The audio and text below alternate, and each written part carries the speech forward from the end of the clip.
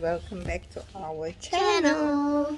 So for today's vlog, we're here now at Malacca. Hey, why do you have your necklace? And we're here to stay for three nights. This is the place that we are going to stay. For the 3 nights. It's so elegant. Mom is gonna give a room tour.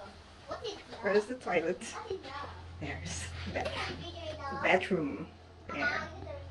And here's our luggage. Hi guys. Servants will tour you. Okay, servant. What we have inside? It's some soap, a toilet, some tissue paper, a towel. What's this? The shower cap, Oh yeah, like a basin. there's even toothbrush kits. Yeah, there's toothbrush kits. There's like Okay, I have a bed here. have you on the TV? Something space. It's a mirror. Bed. What's happening to the light?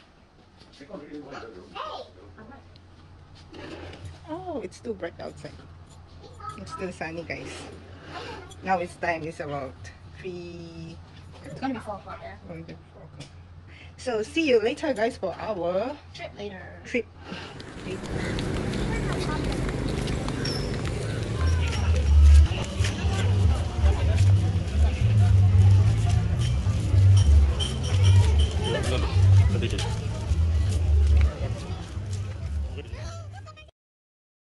Ito guys, yung tinatawag na Jonker Street Night Market dito sa Malacca.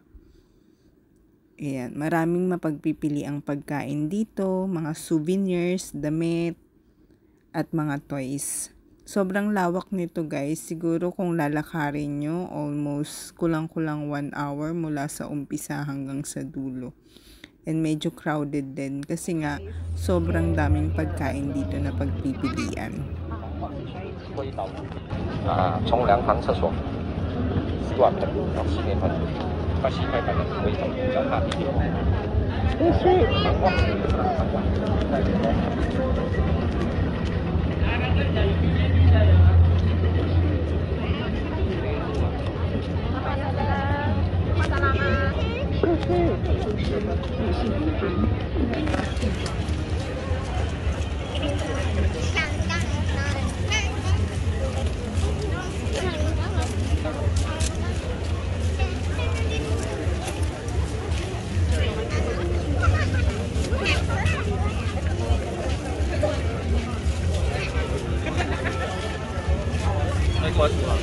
Ito nga, naglalakad pa rin kami kasi wala pa silang mapili na kung anong bibilin nila. Pero naghahanap sila ng cotton candy. Pero hanggang ngayon, di pa rin namin nakikita kasi more on souvenir, bracelet, silver, mga ganyan pa lang yung nakikita namin. At ibang mga food na ayaw naman nilang kainin.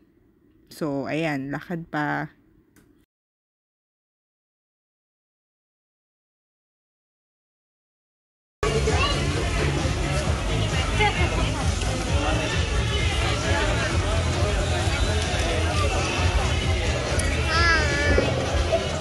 Where are you? our Malacca.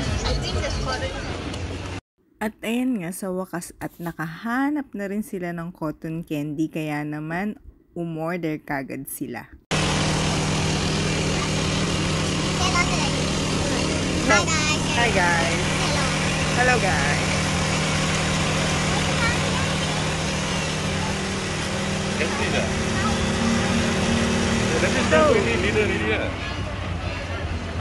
Just buy yun. Wow! So bigger than you. Bigger than you. At after nga namin bumili ng cotton candy, pumunta naman kami dito sa tindahan ng noodles. Isa ito sa mga gusto namin kainin, ang kwitiao. Ayan, maraming food dito guys and masasarap naman siya. Kaya siguro 2 times na kaming naka-order dito at ang queue sobrang haba. A few moments later. At Dumating na nga sa point na tapos na kaming maglakad at mamili ng mga pagkain, kaya naman medyo napagod na kami dahil sobrang haba ng nilakad namin. So nagreklamo na nga ang dalawang bata at naisipan na rin na mag-sidecar. So itong sidecar guys, pwede kang mamili ng mga design, may mga iba-iba siyang character. So ang napili namin ay si Elsa. Ayan. So, ihahatid na nila kami pabalik sa aming hotel. So, ayan nga pala yung nilakad namin nung papunta kami doon sa night market. Nung una, hindi kaming sumakay kasi marami kaming gustong tignan na sceneries. So, ngayong gabi na, wala nang masyadong makikita at pagod na rin maglakad. Kaya naman, nag-sidecar na kami dyan. Mas napili nga namin na sumakay sa sidecar kesa mag-arkila na lang ng taxi kasi gusto din naming makita ang view kahit gabi na at itong sidecar na to meron siyang music kaya hindi ka maboboring. Makikita mo naman ang dami nila iba't ibang design. Ayun ang daming pailaw. Kaya naman talagang ma-enjoy mo ang sidecar na to. Ayun lang para kay kuyang nagda-drive. I'm sure na pagod na siya. Ang bigat-bigat ko pa naman. Kaya naman salamat sa'yo kuya. At hanggang sa muli guys. Thank you for watching. Bye!